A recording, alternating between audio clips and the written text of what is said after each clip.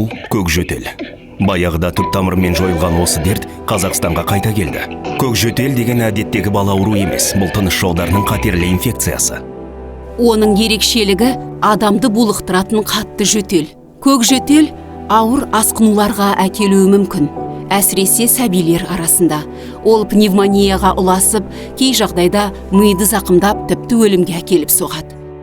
Аурудың алдын алудың ең тиімді жолы ол екпе салдыру.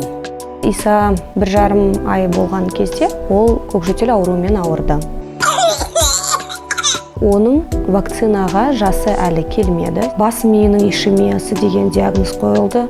Ол кезде бас миына оттегі бармай, бала қиналады. Ауруханада 3 апта біз жатып шықтық. Не үшін балалар ауырып жатыр?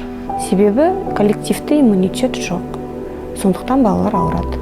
Сіздің балаңыз жалғыз. Иса менде біреу. Менде басқа Иса болмайды. Мен өз баламды сақтап қала аламын. Мен екпе алу арқылы басқа балаларды сақтаймын. Қызым 2 айға толғанда алғашқы екпелерін алу үшін емханаға келдік. Сараны сәбилер үшін аса қауіпті инфекциялардан қорғауға асықтық. Өйткені сол кезде дәрігерлерден таралып жатқан көкжөтел індеті туралы естіген едік. Бірақ баламыз екпелерден босату алып, кейін ол негізсіз деп танылды. Тек 5 айында ғана мәселеміз шешілгендей болды. Білікті дәрігер табылып, Сараға жеделдетілген екпе алу кестесін жасап берді. Енді менде уайым жоқ. Қызымызға екпе салдырып, қауіпсіз ортаны қамтамасыз еттік.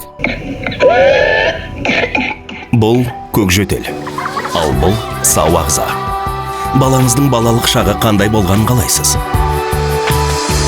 Көкжөтел екпесі сау өмірге жасалған қадам.